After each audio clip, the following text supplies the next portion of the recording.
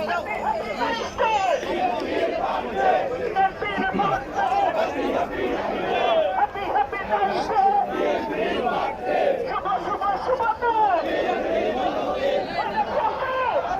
দর্শক, শহীদ প্রেসিডেন্ট জিয়াউর রহমানের হাতে গড়া বাংলাদেশ জাতীয়তাবাদী দল বিএনপি এবং সেই বিএনপির আজকে ৪৬তম প্রতিষ্ঠা বার্ষিকী।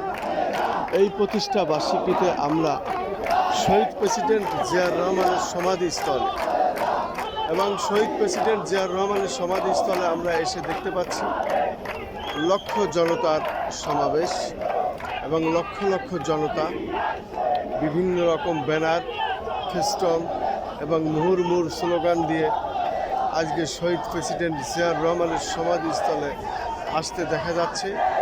আমি সকাল থেকেই এখানে আছি, খন্দকার মাসুদুজ্জামান। আমরা প্রত্যেক বছরেই এগুলো সাধারণত এসে থাকি, শ্রদ্ধা নিবেদন করি, দোয়া মোনাজাত করি।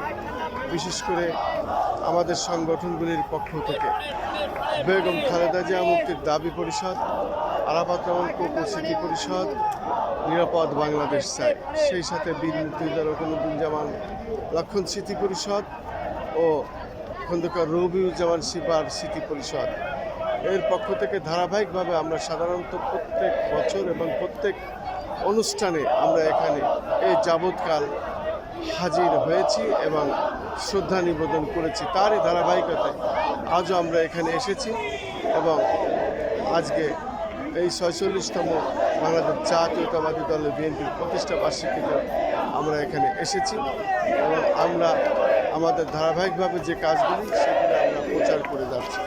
আমরা দেখতে পাচ্ছি শহীদ প্রেসিডেন্ট জিয়াউর রহমানের সমাধিস্থলে লক্ষ লক্ষ জনতার ঢল, এভাবে মানুষ এসেই যাচ্ছে এবং আজকে বিশেষ করে সারাদিনই এই ধরনের অবস্থান থাকবে, যেহেতু এখানে আমরা প্রত্যেক অনুষ্ঠানেই এবং প্রত্যেক প্রোগ্রামেই এবং প্রত্যেক দিবসেই আমরা এভাবেই হাজির হয়ে থাকি এবং আমরা আমাদের কাজগুলো করে থাকি। বিশেষ করে শহীদ প্রেসিডেন্ট জিয়াউর রহমানের কবরস্থানে দোয়া মোনাজাত, শ্রদ্ধা নিবেদন এগুলো করে শ্রদ্ধা নিবেদন সহ দোয়া মোনাজাত করা হয় এবং আজকেও শহীদ প্রেসিডেন্ট জিয়াউর রহমানের কবরস্থানে বাংলাদেশ জাতীয়তাবাদী দল বিএনপির কেন্দ্রীয় নেতৃবৃন্দ